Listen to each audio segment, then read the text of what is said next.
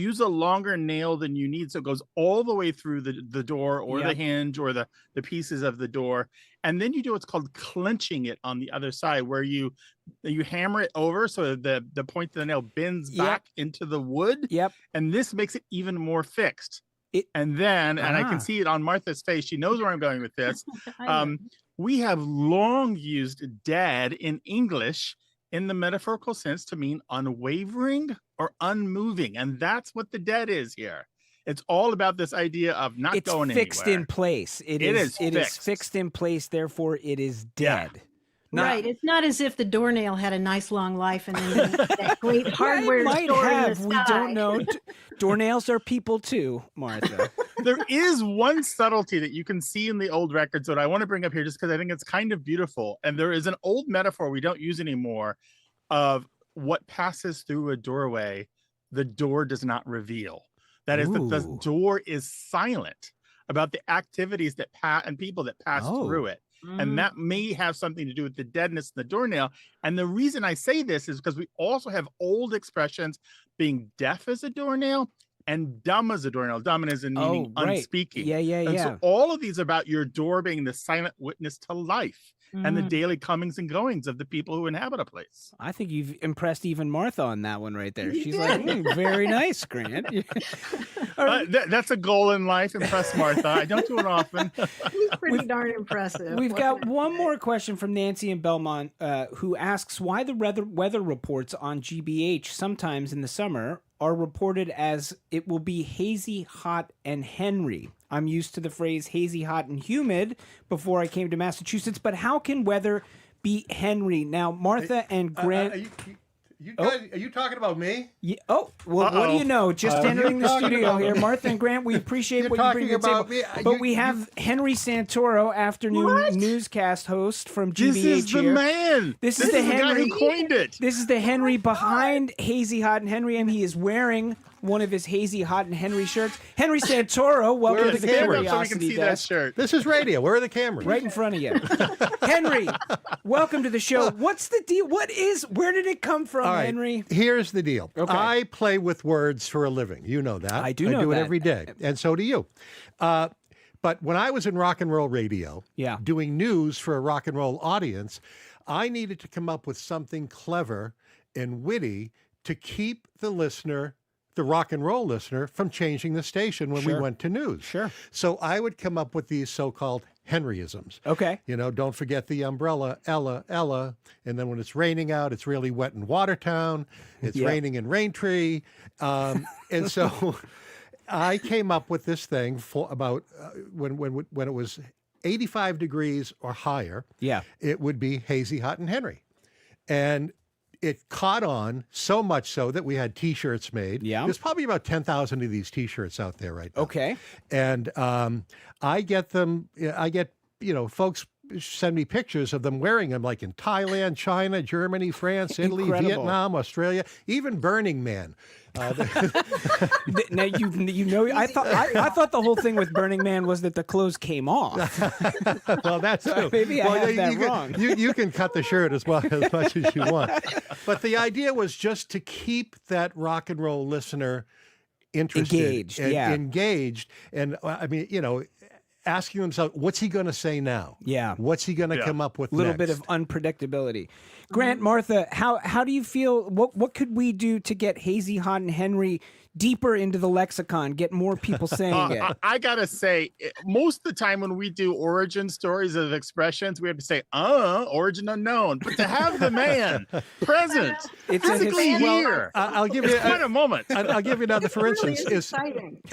With Edgar, he's Edgar B. Herwick III. That's true. But to me, he's EBH on GBH. It's true. A little turn of phrase from the one and only Henry Santoro. And me. I love that you brought rock and roll to public radio. It's just so perfect. That's what we do here. A little rock and roll with your public radio. I'll tell you, it was not easy taking off the rock and roll hat and putting on the public radio hat. But here we are. Yeah, we like that you maintain a little bit of that rock and roll hat. All right, we've been speaking with Henry Santoro, and we've also been speaking with the co-hosts of the radio show and podcast Away with Words, Grant Barrett and Martha Barnett. Thank you so much for being with us. Cheers. Take care. And if you've got something you're curious about, and it doesn't have to be word related, you can fill out that form on the Curiosity Desk landing page at gbh.org. And that about does it for us. For now, the Curiosity Desk is produced by Aidan Connolly, Rachel Armani, Olivia Corcio, Hannah Loss, and Nicole Garcia. We are always happy to give Patty Daniels and Jamie Bologna the last word. Our engineer is John the Claw Parker. Special thanks too to Andrew Massawa. We will be right back here in 23 short hours. Can't wait that long. We've got that podcast version of the show. Check it out. Until next time, I'm Edgar B. Herwick III. You stay curious out there. What's trending? What's interesting? What's going on around town?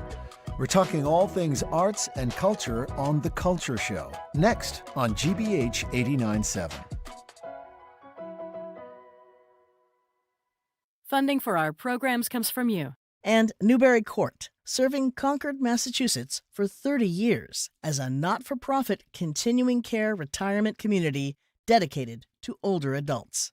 More at newburycourt.org. How did the powerful British Empire lose the war against a ragtag band of rebels? And what are the myths that this new nation created? Lucy Worsley investigates The American Revolution tonight at 9 on GBH2. You're listening to 89.7 WGBH HD1 Boston. Online at gbhnews.org. GBH News. What matters to you? I'm Jared Bowen. Coming up on The Culture Show, we're joined by Chad Smith, the president and CEO of the Boston Symphony Orchestra. It's his first broadcast interview since a surprise announcement last spring that the BSO is ending its contract with longtime conductor Andris Nelsons over a split about future vision, a move that incited a painful public rupture around one of Boston's most storied cultural institutions. We'll talk about the decision, the fallout, and what comes next. And all on the eve of one of the most robust summer seasons the orchestra has ever had, from its star-studded July 4th Boston Pops concert to an equally starry Tanglewood season. From there, it's our public service arts announcement, with Julia Swanson as our guide. This month, we're galloping across the Greenway by way of Rixy's The Midnight Ride, a mural that puts a revolutionary woman in Paul Revere's saddle. And who you gonna call? How about the Williams Brothers? We'll learn about the duo working to protect Boston's ghost signs, those old-timey advertisements that are fading into the city's brick buildings. That's all right now on The Culture Show. The Culture Show is made possible in part by a generous contribution from the Fiducia Fund, proud to support this station's arts and culture programming. I'm Jared Bowen. This is The Culture Show. The Boston Symphony Orchestra is heading into its signature summer season, from a historic Boston Pops July 4th concert on the Esplanade to myriad Tanglewood events in the Berkshires. But this year it arrives amid one of the most public and painful ruptures in the institution's history. In March, the BSO announced it would not renew the contract of music director Andris Nelsons, who will remain in the role through the 2027 Tanglewood season. Since then, the fallout has been thunderous. Many players, angry that they weren't consulted, have worn red roses in support of Nelsons. Audience members have greeted him with pointed ovations, and prominent musicians and orchestras worldwide have signaled their support for the conductor. But BSO leadership says Nelsons was, quote, not aligned on future visions. It also has said the institution is contending with a host of issues, including financial woes, spotty attendance, and programming that isn't as expansive as it could be to bring in all audiences. Those concerns, the organization says, were central to the decision. Joining us now is Chad Smith, President and CEO of the Boston Symphony Orchestra. This is his first broadcast interview on the subject. I will note that we have invited Andris Nelsons to join for a separate conversation to get his perspective. We have not heard back from his representatives. Chad Smith, welcome back to The Culture Show. Thank you, Jared. Good to be here. Well, let me dive right into a lot of questions that I think people have that they want answers to. Because this is an institution that is so much part of the community. People feel that they have a great deal of ownership, and this is a home of theirs of sorts. What does it mean, not aligned on future vision? That statement that came out in March that signaled that Andris Nelsons' career at the BSO would end? Well, I think you first off, again, thank you very much for having me and the opportunity to speak. I also want to recognize that this is the first time that I'm speaking to GBH, and perhaps we'll talk about that a little bit more about the process that the organization and I have gone through in moving from a period of more internal conversations to one of external engagement. But I would say you identified something in the way that you asked the question about the Boston Symphony being an organization which is beloved within our community, and that is meaningful to our community.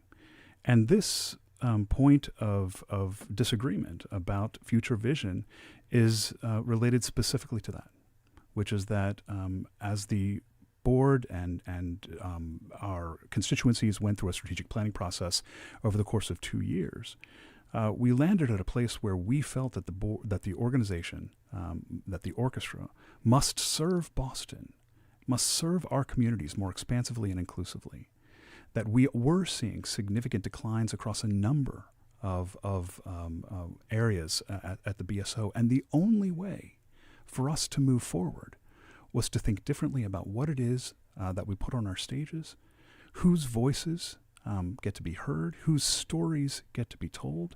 How do we do that in a way which continues to center and anchor the great canon of classical music?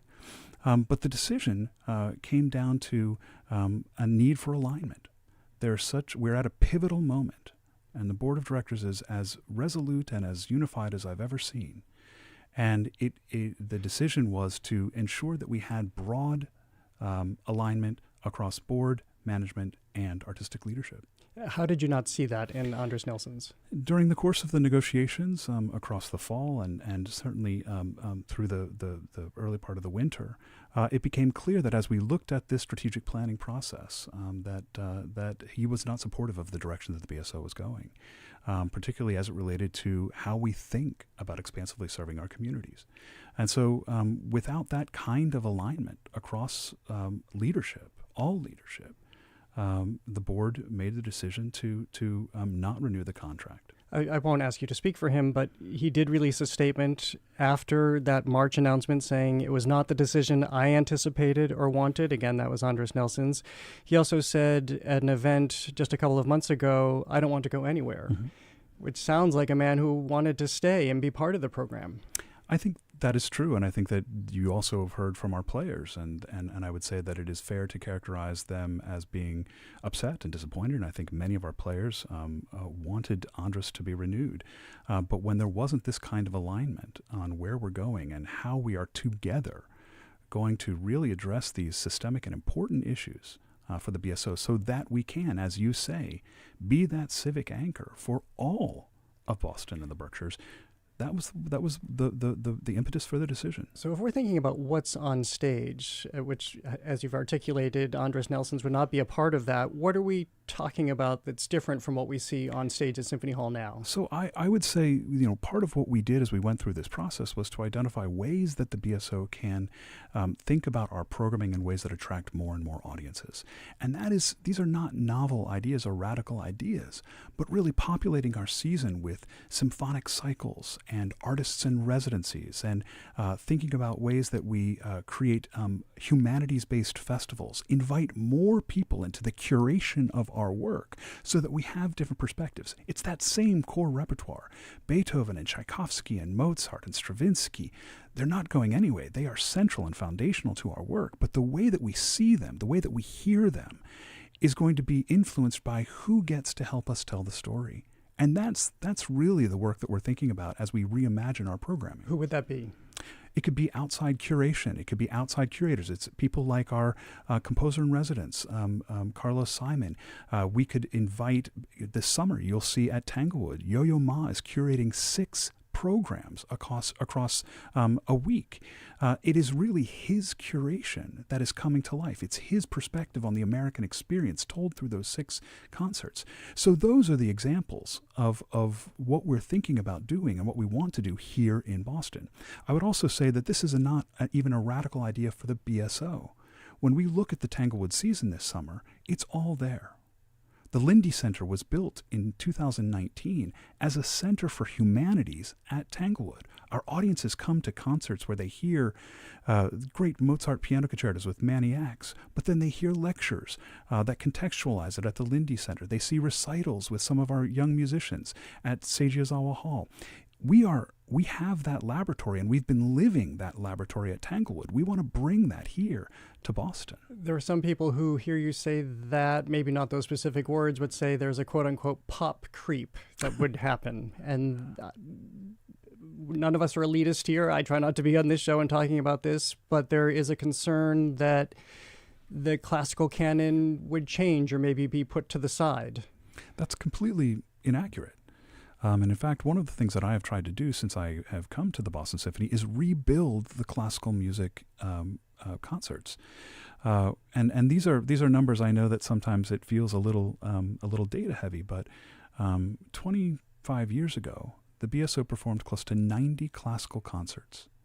Our great orchestra would perform 90 classical concerts. When I arrived here, it was down to 67. Now, some of that is the pandemic, but even before the pandemic, we were at 77 classical concerts. We have to rebuild that audience, but in order to do that, we have to be thinking about who's not coming and why. Do you have a sense of why that's happening?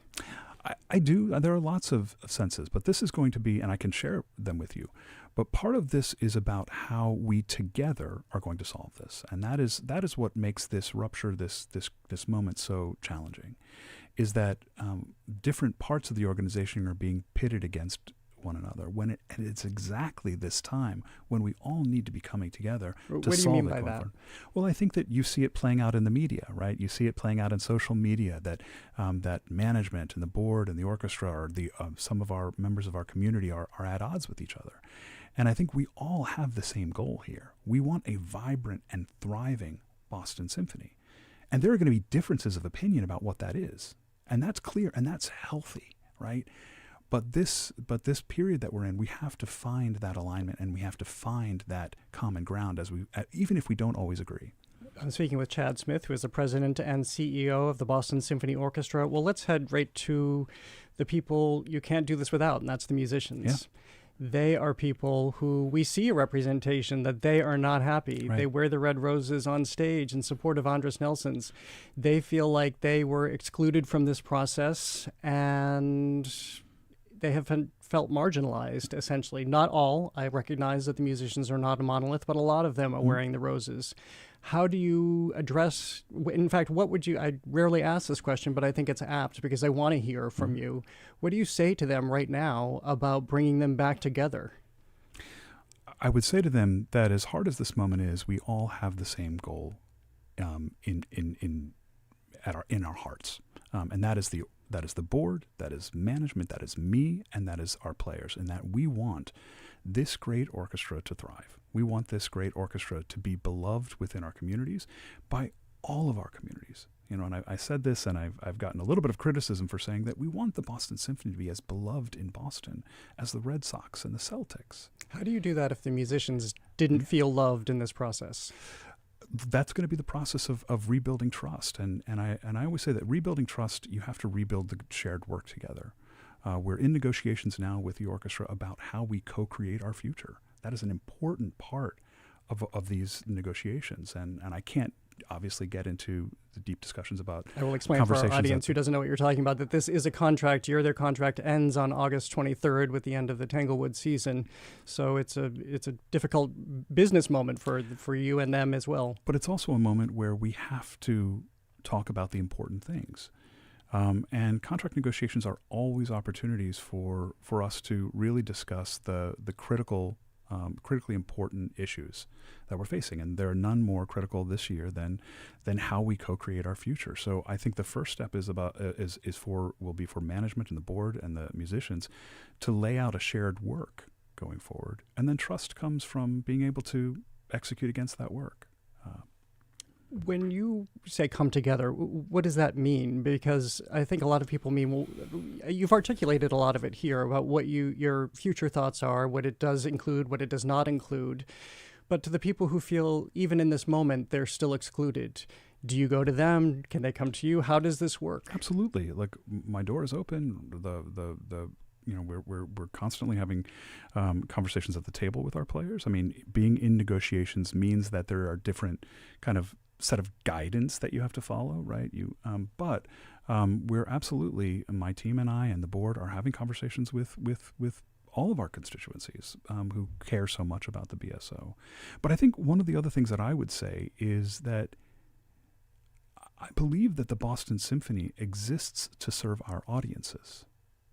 And the most important guiding principle for me is, how are we coming together with this shared purpose of serving Boston better, serving the music-loving population, helping grow and expand access to this art form. We're a nonprofit. We exist to serve. We exist to serve young people who might not yet see themselves in classical music. We exist to serve those patrons who have been coming to our hall for 60 years. And, I will also, I know you addressed a question about pops creep, and I'm happy to address that. But, at the BSO, we are a multi-faceted organization. At the center of our work are those 100 musicians who are the Boston Symphony, and that core classical music. Henry Lee Higginson founded this orchestra 145 years ago because he wanted the population of Boston to have access to music at the highest level. But we are also the Boston Pops, and that is a part of our organization that serves a different audience in different ways. And we are Tanglewood. We have a second home that serves multiple markets. We are the Tanglewood Music Center. We're Symphony Hall, which is a space that is the place where our great orchestra performs regularly, but it is also a venue for our community and other musical organizations in our city. Well, speaking of the community, in the last few years, there had been an attendance uptick, especially at Symphony Hall. So there was a climb in attendance for Andris Nelsons. That's the audience development, I would assume, some of the audience development you're talking about. Yeah, and there has been. I would say we've seen our audiences grow slightly over the past few years. This year, we didn't see our audiences grow. Just some numbers. Again, 22 years ago, we sold about 176,000 classical music tickets to our orchestra in Symphony Hall. That's just the BSO orchestral concerts. And this season, we sold 105. And even before the pandemic, it was about 135. So we've seen a steady decline. Now, I would also say, before it was in the 200s. We did look at the numbers. Yeah. In 2022, 23, it was 142. By 2023, 24, it was 159. It's tough to look over the past 5 years because of the pandemic. Mm-hmm. When you look at a new leader, because I assume at this point there is no way that Andris Nelsons remains part of the BSO in an emerita position or anything like that? That was our hope, I would say. Our hope going into those discussions was that we would have a relationship with him going forward, that there would be residencies that he would come and do in future years, that there would be a title. But that's not where it landed. Who and what is the next leader as you begin to shape this? And I would imagine that's something you're urgently looking at. I would say that process is going to begin in the fall. We have to obviously get through these contract negotiations. But that is a process that is going to be co-determined with the orchestra. There is a process, a search committee will be formed that'll have members of the orchestra, it'll have members of the board, it'll have members of management, and that process will begin in earnest in the fall. But it will be a multi-year process. Why is it important to have the orchestra be part of that? Because on a day-by-day basis, they're working most closely with the music director. They're rehearsing, hours per week and performing. It is critical to have them as a part of this. Do you have a model as you look around the world and the different orchestras and how you see a structure could take place here? I would say first off, this is going to be a process of discovery with the orchestra itself, and that process will lead to the right outcome. But I will also say that we need only look back into our past to find really excellent examples of leaders who were transformational and deeply engaged and embedded within the communities of Boston. And I think of Serge Koussevitzky as probably the most iconic. And in fact, he was the first music director to take the title of music director. Up until that point, it was principal, or it was conductor of the Boston Symphony. But one of the things that I think about during his leadership is, he changed the DNA of the BSO in a number of ways. He reminded us. He took this largely European art form. I mean, he was Russian himself, and he invested in new work. He made composers the center of activities. He said that our art form was a living, breathing art form. And the BSO became this center of creativity in our world, 1924. And then, a few years later, when the New York Philharmonic kind of turned their back on the opportunity to buy Tanglewood, Serge Koussevitzky said, that's for us.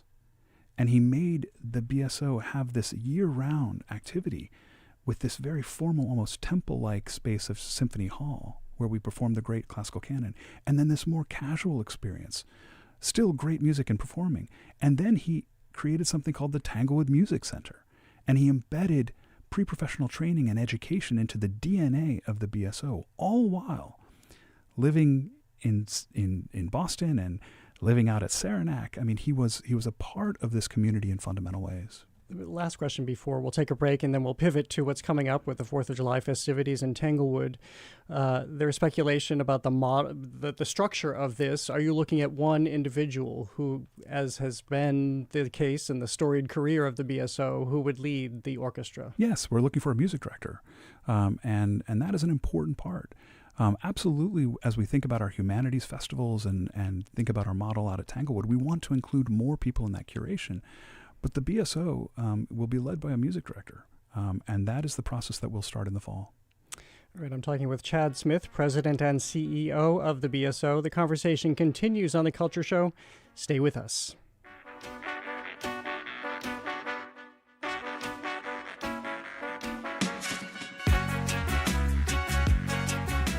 The Culture Show is made possible in part by a generous contribution from the Fiducia Fund, proud to support this station's arts and culture programming.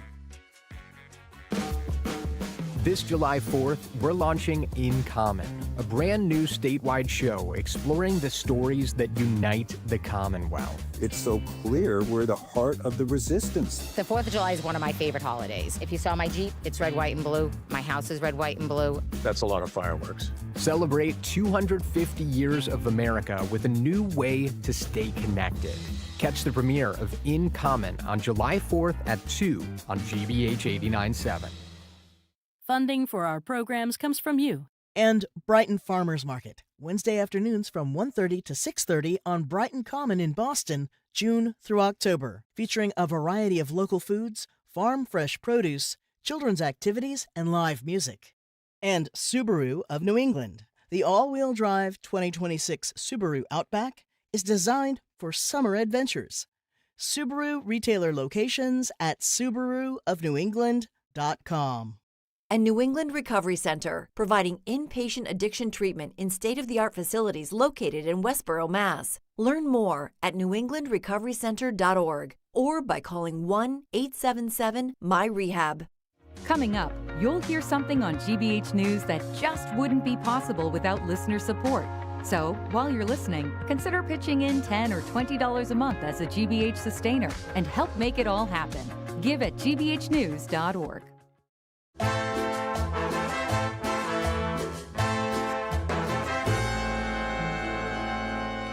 I'm Jared Bowen, live on 89.7 and streaming on the GBH News YouTube channel. With me in the studio is Chad Smith, President and CEO of the Boston Symphony Orchestra. We've been talking about the controversy that has engulfed the institution, but we pivot now to the work that continues, including the upcoming Boston Pops Fireworks Spectacular. This year's July 4th concert is a giant one, all to celebrate the 250th anniversary of the country. Simultaneously, 2 hours west, the summer season gets into full swing on the campus of Tanglewood. Well, let's talk about July 4th and what people can anticipate. You have, even working with the governor, I know you, in this show earlier on this year, you had promised headliners that would not be unusually found at a football halftime show. What do people expect? Look, I think, first off, this is coming together in a way that is really about an extraordinary partnership across the Commonwealth between the leadership of the Healy-Driscoll administration, extraordinary support from the corporate community. Bob Rivers at the Eastern Bank has been a remarkable leader for the MA250, and also it's kind of a reimagination of this beloved tradition that is now almost 100 years old. I think it was 1929 when the first July 4th concert was performed on the Esplanade. And it's certainly been over 50 years since the spectacular nature of it. But what we wanted to do is, as we started this, and I think you're right, when you and I last talked, we were going to talk about a big headliner and anchoring the show in that way. And I think across the discussions with the constituents, we decided we wanted to use this moment to really celebrate the diversity, complexity, and the remarkable history of what has made this American musical traditions, many American musical traditions. And so you see this breadth of artistry on the stage. Lainey Wilson, who's absolutely having a moment right now. I don't know if you just saw the performance she did with Taylor Swift a couple of days ago. Chance the Rapper, one of the most innovative artists, he had this extraordinary performance he did about 2 weeks ago at the Hollywood Bowl to celebrate Juneteenth there, which was absolutely remarkable, the 10th anniversary of Coloring Book. And then you have Trombone Shorty, who is the leading exponent of New Orleans jazz. Megan Hilty is obviously one of the great reigning queens of Broadway. And then Keith and... I should just point out, people can hear our interview with her, our recent interview with her tomorrow on the show. Oh, she's amazing. I'm so excited for what she's going to do. And the pieces that she's going to sing are going to bring the house down, bring the hat shell down. But we also wanted to, in partnership with the state, really help amplify this message of Massachusetts as a revolutionary state even today. And so you'll see elements of technology that are woven into it, the stories that are told by perhaps some of the voices who you would not necessarily expect to be a part of the revolutionary story. Rob Waldron at iCivics has put together something called We Declare, where 8th graders across the state were invited to read the Declaration of Independence, and we're going to share the winning video, and we've invited that class. There's a drone show that will be live to the 1812 Overture. There's a massive fireworks show, which is finally going to be to American music with John Williams. There are robotics and all sorts of things, but we could not have done this without Governor Healy and Lieutenant Governor Driscoll's real leadership and the support of the corporate community. And to have an extraordinary conductor on stage in Keith Lockhart. Yeah, absolutely. Who has become so emblematic of this city and this nation, the 4th of July, for the number of years that there was a national broadcast. There is again with Anderson Cooper hosting on Exactly. on Jane CNN. Lynch is going to be hosting on stage, and Anderson Cooper is going to be hosting on the broadcast on CNN. So, we anticipate 500,000 people coming. The weather's getting even better, so I'm excited about that. It's going to be hot, so if you do come, please bring lots of water. But Keith is, has so defined this moment. And one of the things that's amazing about Keith is that he constantly is open to innovation. And, after having done this 31 times, I think this is his 32nd show, he said, let's think about doing it differently. Let's think about a different format. Let's think about a different kind of artist that we invite. And so it's been such a pleasure working on this, and I'm really excited about it. Well, as we shift out to the Berkshires, where there are myriad things happening on the Tanglewood campus, people, of course, know the big concerts that happen at the Shed and the Popular Artist Series, but there's a lot more that's happening on the campus. How do you describe the breadth of what's being offered in terms of community engagement and learning and lectures in addition to the music? Yeah, as I said earlier in the broadcast, the Tanglewood campus is this remarkable campus for music and learning. And in my mind, to my view, there's no 200 acres more perfectly situated for musical learning and music and learning. And at the center of it is the Boston Symphony. Every weekend, on Friday, Saturday, and Sunday, the Boston Symphony or the Boston Pops perform these concerts that anchor our summer. It's the summer home of the BSO. But around those anchor moments are an extraordinary list of popular artists. Just this past weekend, Paul Simon was there for 2 sold-out. 37,000 people came. this weekend it's James Taylor for another 2 sold-out concerts. You had earlier it was Wynton Marsalis and the Jazz at Lincoln Center. Later you have Judy Collins. I think she was on your show. You just gave it away. We pre-taped an interview. Oh, sorry. So it's coming up. She's fabulous as always. But yes, she'll be there August 30th with Roseanne Cash and Mary Chapin Carpenter. Yeah, but on top of that, of course, there are scholars and artists who come and give lectures and demonstrations, and it really is a place where people come and linger. And the experience is not transactional. It's not coming in and hearing a concert and then leaving. It's this space where audiences interact with the young musicians, the next generation of musicians, with our great orchestra, with the visiting artists. You're as likely to sit down with Yo-Yo Ma and share a pizza at our little pizza restaurant as you are with the next person who's going to be conducting the Boston Symphony. Well, speaking of Yo-Yo Ma, if I have my dates right, in August, correct? That's right. He is curating an entire week. Who is Yo-Yo Ma as a curator? So his approach is, one of the things that the BSO has been doing across this year is a project called E Pluribus Unum, from many one.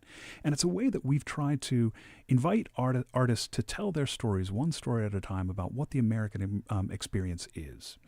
And Yo-Yo took that to the next level, and he's doing a project called We the People, and it is a series of 6 concerts that explore the idea of democracy, that explore the idea of American identity and the vastness and diversity of what it means to be an American, what it means to be an American artist in this time. He's invited a number of scholars to come, and it should be. There's a moment with just the cellos of the BSO, an evening recital with the cellos of the BSO, recitals. So you will see Yo-Yo's creativity on display, not just as a performer, and he's going to be performing on Saturday, Sunday, right, or Friday, Saturday, and Sunday, but you see his creativity and the thoughtfulness that has made him such a distinguished, iconic, and irreplaceable artist in our world. Heather Cox Richardson is there with Brian Stevenson. There are 2 people I've interacted with before. I think some of the greatest thinkers in this country. What are they doing? They're doing. They're working with. They were invited by Yo-Yo to talk again about the American experience. Last summer, Heather Cox Richardson came out and did a lecture with Yo-Yo and Manny Axe, and she wove together that moment in American history where French influence and the American kind of Western advance kind of intersected, and looked at the music of Saint-Saëns and looked at some of the music that was being made in the United States. So who knows what we're going to be exploring? But we also have Esa-Pekka Salonen coming for a week. And he's going to be working with the BSO. He's going to be working with the TMC. He's going to be curating a festival of contemporary music. TMC being Tanglewood Music Chorus, right? Tanglewood Music Center. Yeah. So this is the students. And you'll see 5 or 6 concerts that really give a snapshot of what's happening in the contemporary music world. There really is no place like Tanglewood for the breadth and diversity of what happens on that campus. I'm not doing this to be provocative, but Andris Nelsons will be back this summer. What does he bring? And in this moment, how do you see his concerts on the stage? Look, Andris is an extraordinary artist. I want to be clear about that. And our work going forward is to celebrate and support that work. And he's doing remarkable things. On the first night, it's an all-Tchaikovsky program, and he's partnering with the Boston Ballet.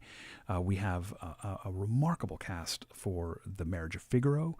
And Andris doing opera is one of the great gifts that we are able to partake in.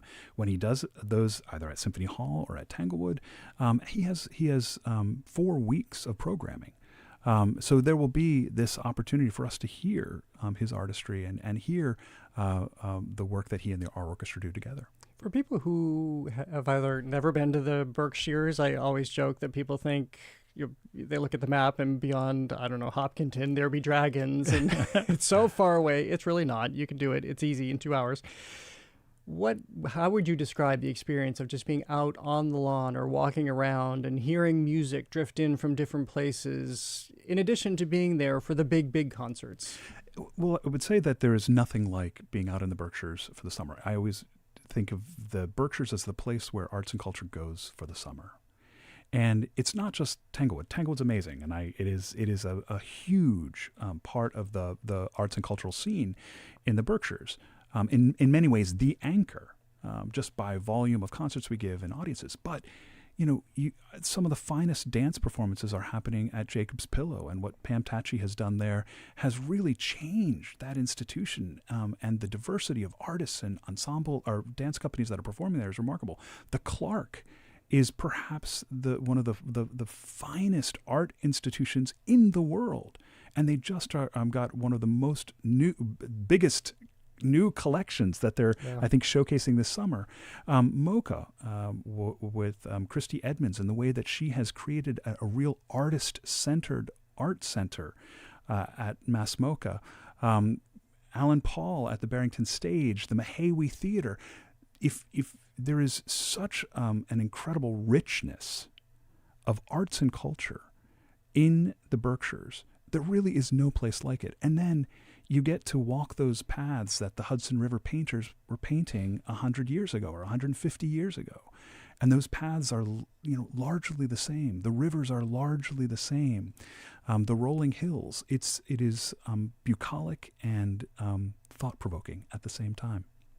Well, Chad Smith, we appreciate you coming in for this conversation today. Lots to look forward to this summer, and we appreciate your sharing your insight into answering the questions that a lot of people have had over the last few months. Thank you for being here. Thank you, Jared. Thank you for the opportunity. Chad Smith is president and CEO of the Boston Symphony Orchestra. The Boston Pops Fireworks Spectacular takes place Saturday, July 4th, of course, at the Hat Shell on the Charles River Esplanade. The free concert runs from 7 to 9:30 with fireworks over the Charles beginning at 9:15. Because it's hot, you can also watch locally on WHCH TV Channel 7 and stream it on CNN.com and the CNN app. And of course, for the full Tanglewood schedule and ticket information, go to the BSO's website. Again, thank you. And I should mention once more that we did invite Andris Nelsons on the show for his perspective. He and his team have not responded to our request. Coming up, the Boston you pass by every day, murals, ghost signs, and a midnight rider galloping across the Greenway. Julia Swanson helps us see the city differently. That's next on The Culture Show. Stay with us.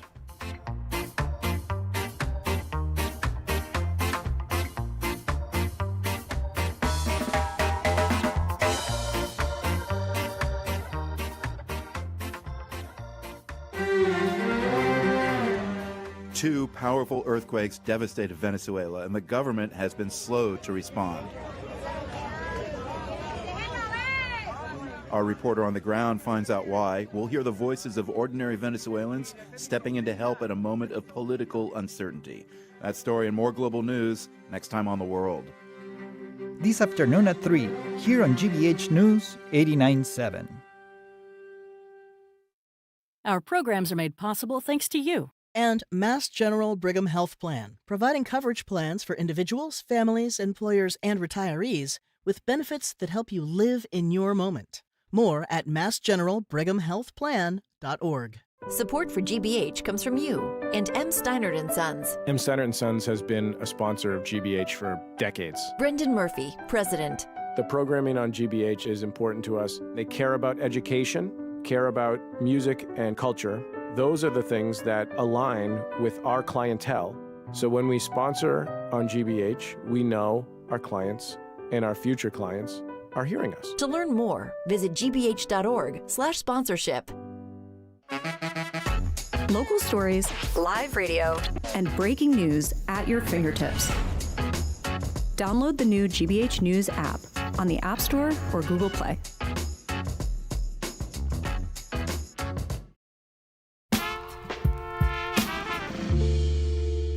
I'm Jared Bowen. This is The Culture Show, live on 89.7 and streaming on the GBH News YouTube channel. It's time for our public service arts announcement with an alert about public art hiding in plain sight. Today, we're looking at public art in the wild, work you meet on the way to the train, along a neighborhood corridor, or high up on a weathered wall.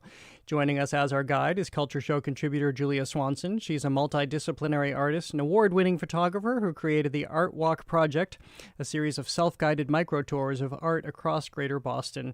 Welcome back. Great to see you as always. Great to see you, Jared. Well, you have been out and about in a lot of places. You always are, but there are some really magnificent things that are taking shape or have just taken shape and been unveiled. I think there are a lot of people out and about, especially with the World Cup, and a lot of people going to South Station can see the brand new Greenway mural. Tell me about Rixy's The Midnight Ride. So this was just completed like as the World Cup was starting, so early June. And it is absolutely enormous. It's magnificent. It's like an expanded vision of the Midnight Ride of Paul Revere, focusing on a female character who was also part of that moment. And it is just wonderful. It is sort of luminous. It sort of takes you away from this history that we've all learned about and expands on that in a way that allows you to include yourself in that. So in it, we see this enormous female figure rising up with a midnight purple kind of horse in front of her. There's just this beautiful starry sky. She's dressed sort of like a Greek goddess. And it just envelops all of these different themes from different cultures to make this really just incredible mural. I love how you just described it as she's with the horse. She's not on the horse. Yeah, that was my interpretation. It didn't seem like she was on the horse. It seemed like she was going with it. And the horse in itself, it's its own character. I do think it symbolizes other things. I kind of ponder that as I walk by, because now it's only been up for a few weeks. And I do walk by every couple of days or so. And I think that, as I look at it, as I sort of experience it in more detail, or I take it in from different angles, there is something about it where you're just taking in these two characters and you're watching them interplay across this large canvas. And you're kind of thinking about how we're approaching, or at this 250th anniversary, and where we are right now, and what all of our parts have come to mean, and how we've evolved over time. And I think it is a really powerful, just sort of wonderful and evocative mural. Well, I think that horses are such majestic creatures, and they suggest so much mythology in addition to their just absolute, unadulterated natural beauty. And so I was also struck by the fact that she's not on it, but she's with it, that they are compatriots. Yes. And it's more than a companion. It's somebody the horse is a being that comes with us and witnesses with us. And so I really loved that it's there. I mean, horses are pretty beautiful anyways. But then the fact that its color is this deep, deep purple blue, like the midnight sky, and all of the beautiful sort of street art and personal flourishes that she has, that she includes in her other art, because of course we've seen much of her art across the Metro Boston area, but also the surrounding area. Well, I wanted to ask you more about that. For people who don't know, the Greenway mural is turned over to a different artist about every year and a half, 2 years. It's not a fixed schedule, but we've seen all manner of artists, some very famous, some emerging. Tell me about who Rixy is and what her place in Boston has been. So she's an artist based out of Lawrence, Mass, and she has become a very strong voice in the public art scene in Boston. We discussed on the show her mural in Alston Village-ish, the Rita Hester mural. Yes. But she also has beautiful murals that she did for in East Boston for their Seawalls project. And she also did a mural more recently for the Blackout Walls, which we're going to discuss. And she's done many, many other murals throughout the city. And I think that what I love about her so much is the uniqueness of her style, the way she infuses her heritage and her vision and her ideas about what public art, or what art in general should be, on this public, in this public landscape. And that she's a female, and she has such a pronounced presence on our scene. There are not an overwhelming amount of female artists right now. So to see her amongst a school of other women that are coming up in the public art sphere, especially in Boston, make such a moment for themselves is really awesome. It really gives a lot of people hope. It offers a very unique perspective, because I do think women have a very different perspective on history than men do. And I think we express it differently when we're creating things. I want to back up, because everything that we're about to talk about, the others too, are all commissioned works. And you have made the point that this has become more of a community effort, that it's not one entity, one municipality, one funder behind a lot of these. What does that represent to you, that you have a team of people coming together to commission this mural and others that we've talked about in the past, and a few more that we'll talk about today? I mean, I think that's everything, really. I think if you have one driving entity that's bringing in the art, that ends up becoming sort of gatekeepy. And while we have certain gatekeepers that we like, you know, so we have people who are curating museums, and that's maybe, we could argue that that's good gatekeeping because they bring things into museums, although you always want to see more. I think that when it comes to public art in particular, to have only one entity funding everything and making decisions about what the public gets to see limits what people actually see.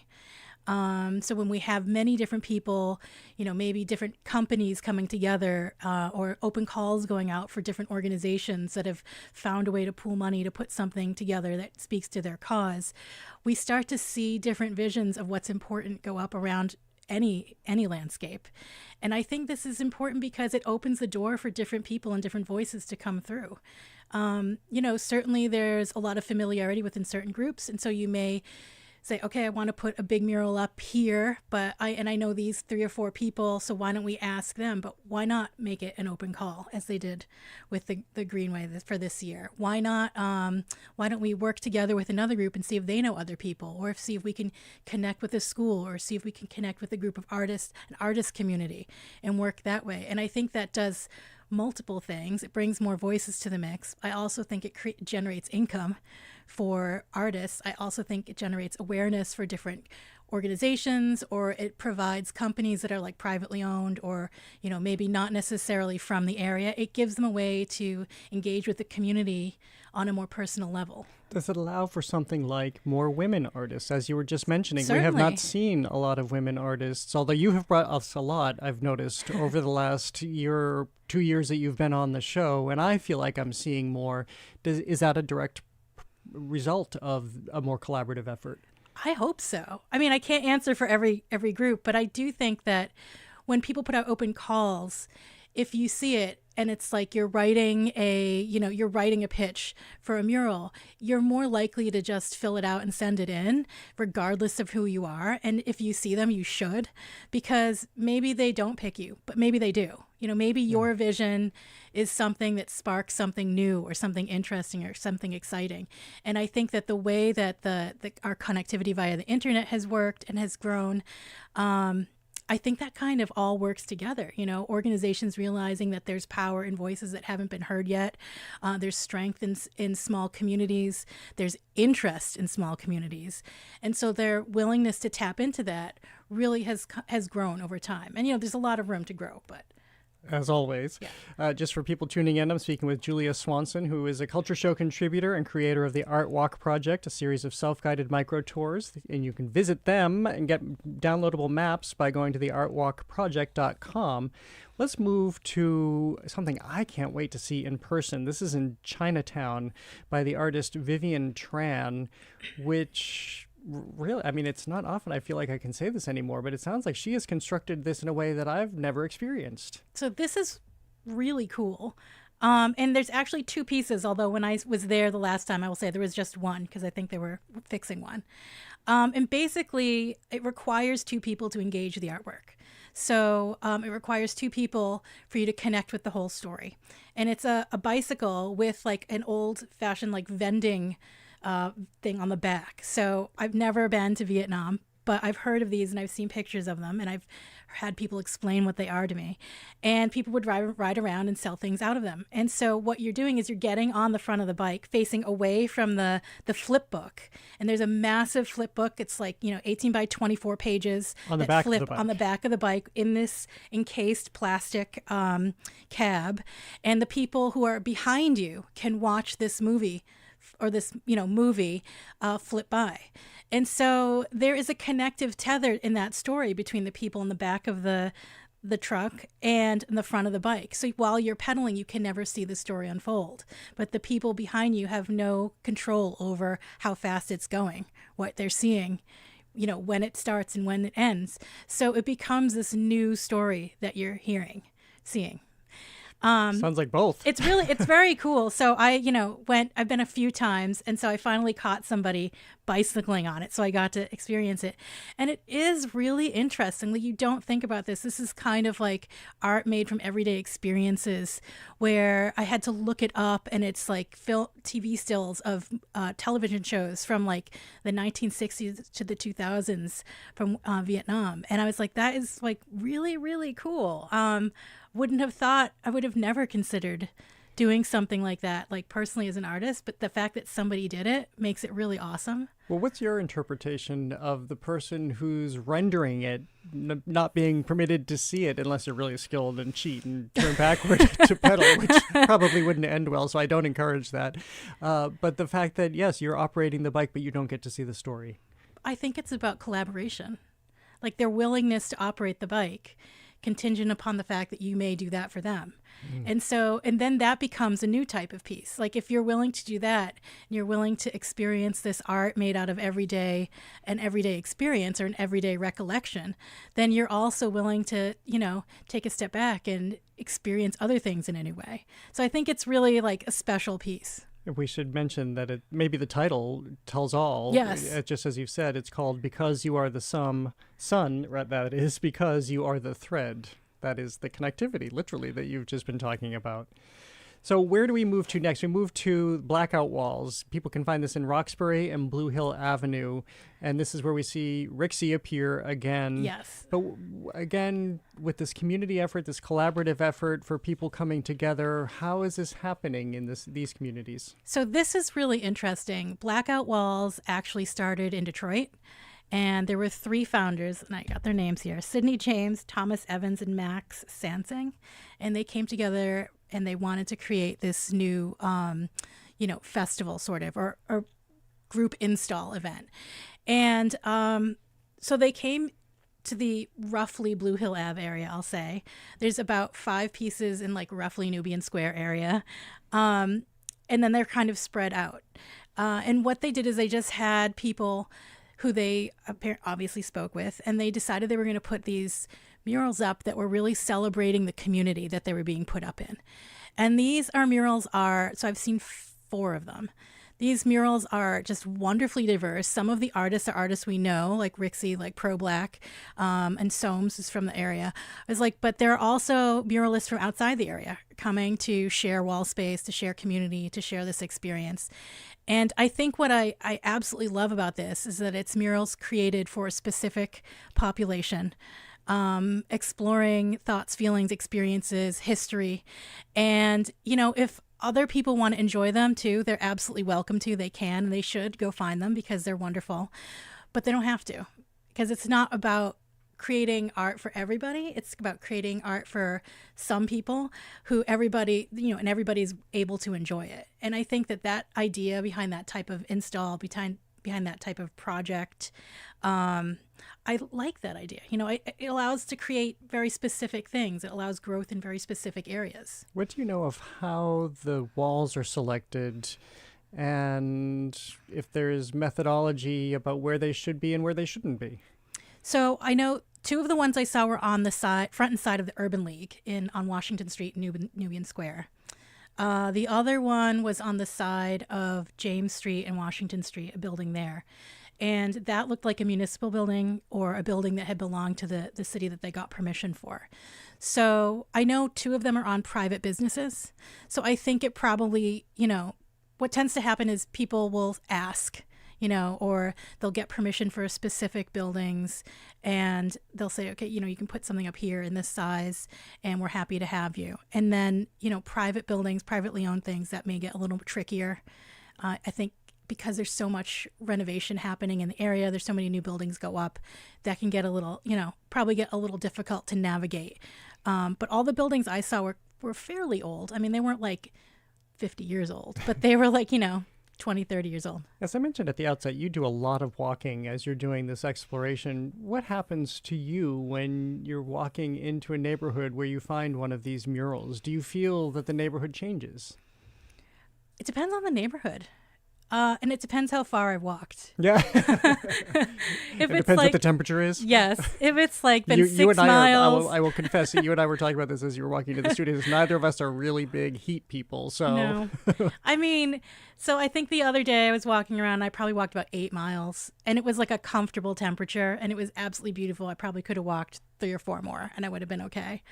But like in the days to come, I'm probably not going to walk too far, No. like just to be honest. But like finding, there was one mural I found on James and Washington Street, and I kind of thought it was there, but I wasn't sure. I was like, we'll just putter on down, see how it goes.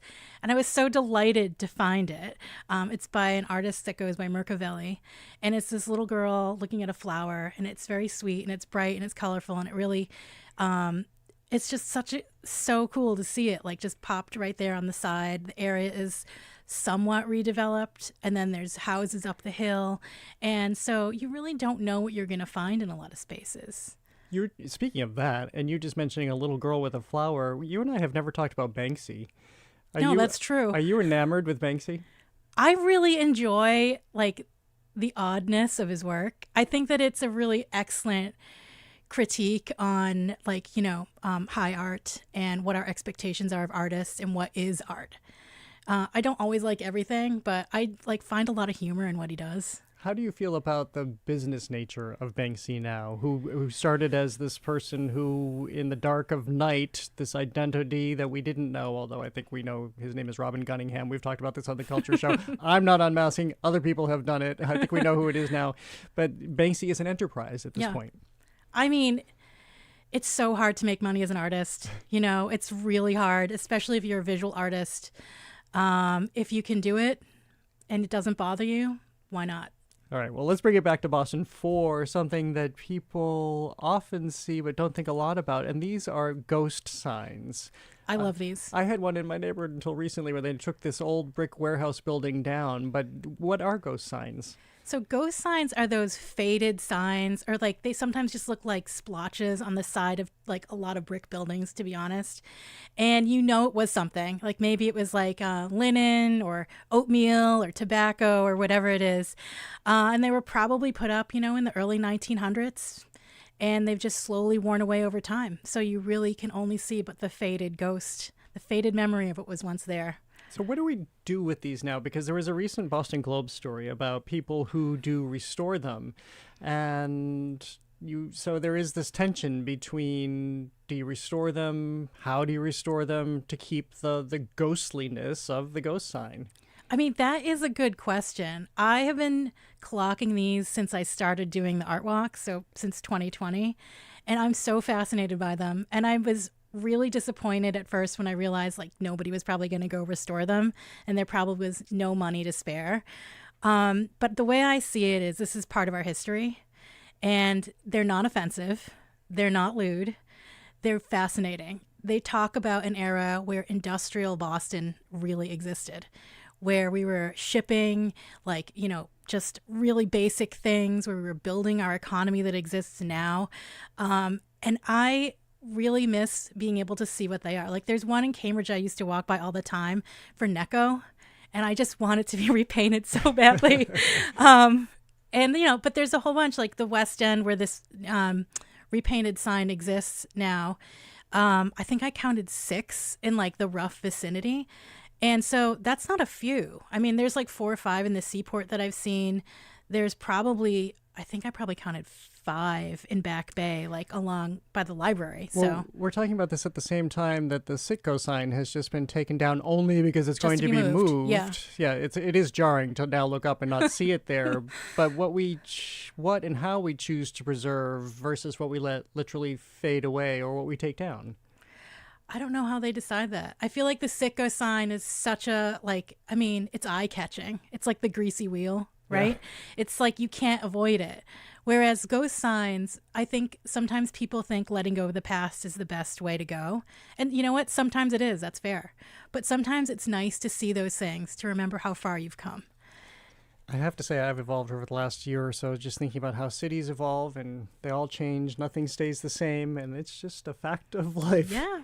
Yeah. Well, Julia Swanson, thank you so much for joining us. Have a great 4th. You as well. Thank you so much for having me. Of course, as always, Julia Swanson is a Culture Show contributor who joins us every month. She's a multidisciplinary artist and award-winning photographer who is the creator of the Art Walk Project, a series of self-guided microtours. You can download her public art maps by going to theartwalkproject.com. Well, thank you for listening to another edition of The Culture Show. Tomorrow, we will not be at the Boston Public Library. Instead, we're bringing you a 4th of July special with writer and historian Eddie Glaude Jr., the inaugural Poet Laureate of the Commonwealth of Massachusetts, Reggie Gibson, and, as I mentioned earlier, Broadway star Megan Hilty, who will be right here in Boston for the 4th of July at the Hat Shell. But on Thursday, we do have a new show for you. On Thursday, we'll be broadcasting live from Provincetown, kicking things off with the Pope of P-Town, the one and only John Waters. We'll also catch up with RuPaul's Drag Race star Jujubee, Provincetown's town crier, and a show at the Provincetown Art Association and Museum about an artist Picasso favored, but she resisted fame until now, when it has found her. The Culture Show crew is Max Chow Gillette, Kate Dellis, and Chelsea Mers. Our interns are Katie McCabe and Adina Velasquez. Today's engineer is Dave Goodman. Maddie Geyer produced our YouTube live stream. I'm Jared Bowen. Have a great day. The Culture Show is made possible in part by a generous contribution from the Fiducia Fund, proud to support this station's arts and culture programming.